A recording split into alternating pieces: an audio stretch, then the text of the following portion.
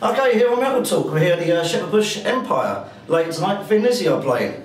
The last day of their current tour, and I'm here with Damon Johnson, the current guitarist in Thin Lizzy, along with Scott Gorham. Hi Damon, how are you? I'm great, man. Good to see you. And you're the newest member of the band, actually, and tell us about your experience with Thin Lizzy so far. Yes, I am the newest member of Thin Lizzy, the ever-revolving door of stage-right guitar players. But I tell Brian often, I go, well, bad news for you, man, is this is it. No more, I'm here. I'm staying. You're never getting rid of me. You know, I've talked about it so many times in interviews.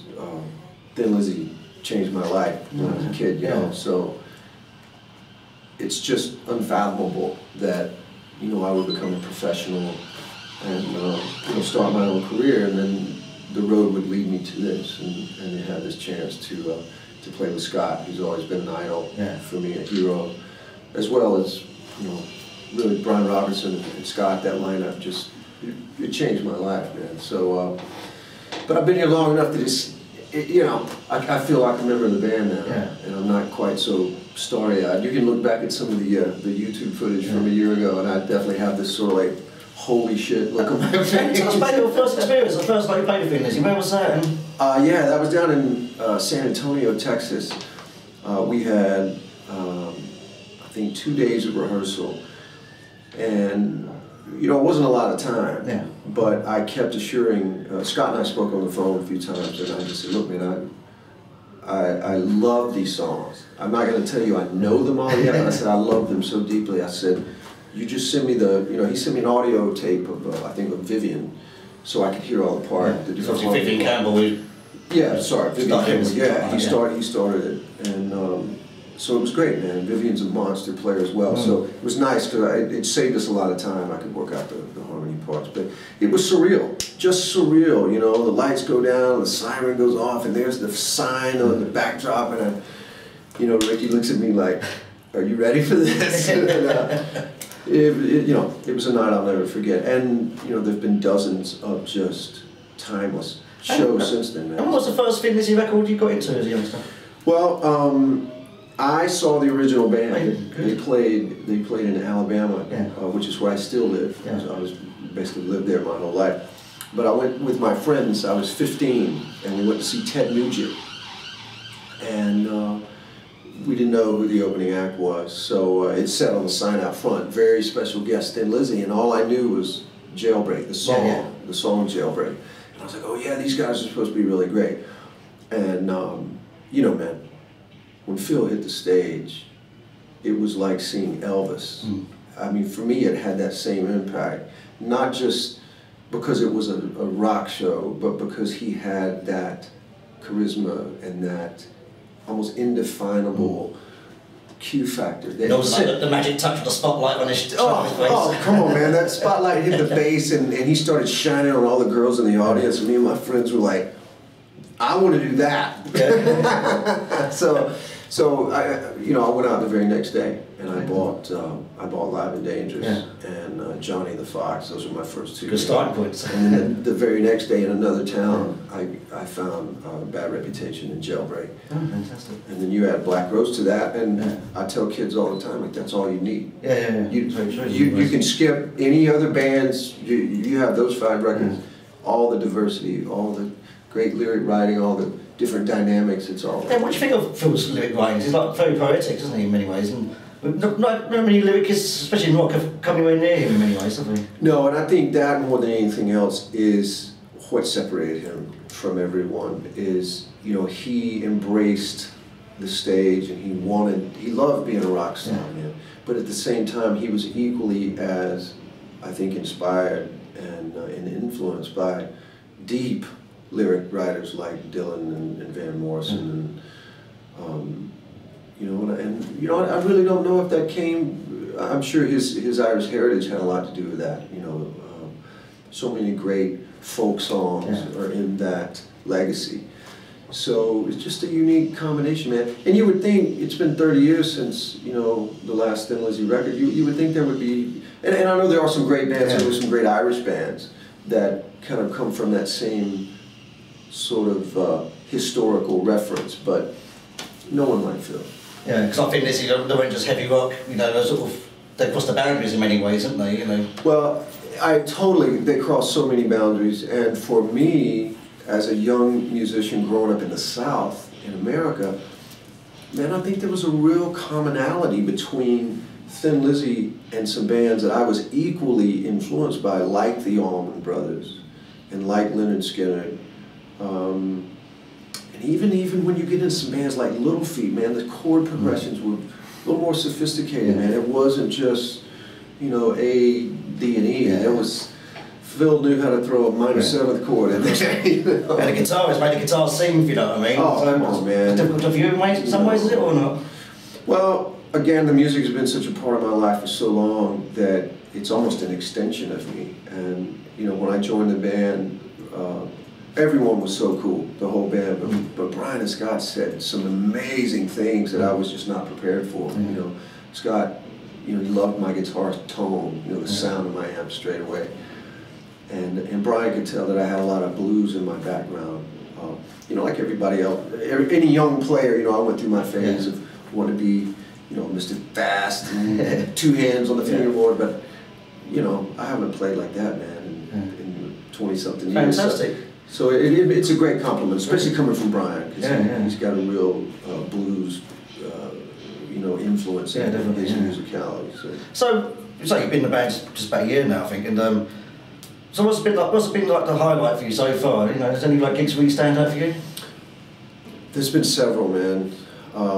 I got to say, going back to earlier in the year when we did the first headlining UK tour, we played Hammersmith, and obviously... Was it a thing that you used to play all the time? Yeah, they played there all the time, and, you know, such a legendary venue.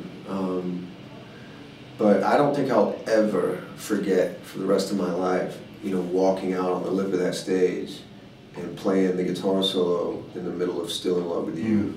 And just, you know, kind of looking up. It was kind of an out-of-body experience. That's the one song where even the fans, they get totally lost in that song, you know, and it's like a 5-minute dual guitar solo kind of thing. It's a magical moment. I mean, Still in Love, everybody's got their favorite Thin Lizzy songs, you know, but I would argue that Still in Love with You is one of the greatest songs of all time, you know, by anybody. I'm talking about, you can go back to Sinatra's catalog, and I don't care who you talk about. That's just a timeless classic song. So, you know, and to do it there, was amazing. I can imagine that. And you also supported Guns N' Roses. It was quite an odd pairing. It's about that. It was incredible, man. You know, we've got a lot of friends in that camp, and I don't think it hurt at all that Axl Rose himself. He was a big Thin Lizzy fan. Big Thin Lizzy fan. You know, he's got the Black Rose as one of his tattoos. And early in the tour, he came down and was telling Scott and Brian the story about when he had first moved to California from Indiana, and, you know, pretty much living off the streets. And he said he had a cassette, like a Walkman, a Sony Walkman with the headphones, and he used to listen to We Will Be Strong all the time, and that was like his motivation to keep it going. It was an amazing story. But yeah, man, their audience was great to us. There wasn't one show that we felt like we didn't get an amazing reaction. And I think they can kind of see the common ground there. And of course, all the guys in the band are incredible. And there's also a fantastic, there's 2 shows I went to this year. We played like 2 intimate shows in London during the Olympics. There's Under the Bridge, which was like part of Chelsea's football ground. What do you remember of those nights? Well, I just know that they kind of were added spur of the moment, and it was quite low key in many ways. I think a lot of fans didn't know about it. Yeah, definitely. But they turned out to be, I think, for the whole band, some of our favorite stuff. Because you know, people talk about the intimate setting, or you wanted to get close to the fans. I mean, the fans were basically standing on top of my wah pedal. That's how close they were. So you could tell, man, that they loved it. They loved it, and we feed off of that. And it's an instant connection. Must be, a smile from all of you. All of you were smiling for the whole gig, actually. just such a good time, man. And you know, you reciprocate that, and there's no fans in the world like Thin Lizzy fans, man. So. And this has been billed as a farewell tour, but it's not really a farewell as such, isn't it? Well, it is absolutely a farewell to the amount of touring that Thin Lizzy has done, and literally may ever do again. I think the greatest asset about the new lineup is twofold. One is the absolute magnificent addition of Ricky Warwick as the singer. And I've seen his confidence grow since it's been in truly, man, truly. But I was not prepared for what an intense performer he is, how much he reveres Phil and everything that he was to all of us. But also what a proper songwriter this guy is, man. He's an incredible writer, an incredible lyricist.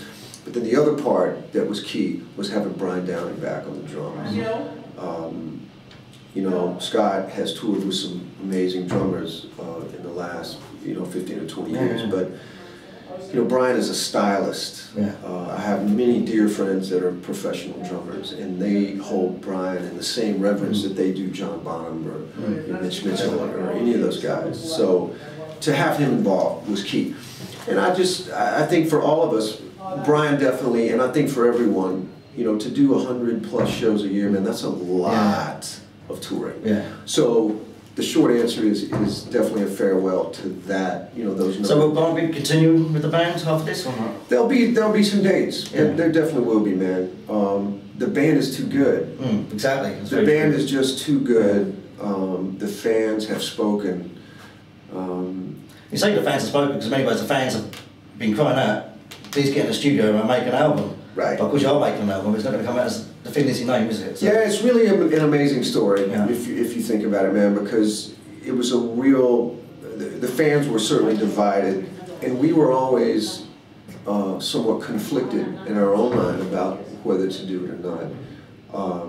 All 6 of us recognized the legacy that those original albums represented and the influence they had. There's not too many bands that occupy that same real estate. I mean, you're talking maybe Queen and Led Zeppelin. And so we always knew, like, well, okay, if we're going to do this, it better be good. Exactly, yeah. So as it got... There's no choice, it's got to be good, that's what yeah, well, either way, no doubt. Right. So as we got closer to kind of the deadline of like, okay, are we going to do this or not? We spoke to Caroline, Phil's widow, and his family, and they've been incredibly supportive of Lizzy being out there and performing, but they've really been supportive of this lineup with Ricky fronting it.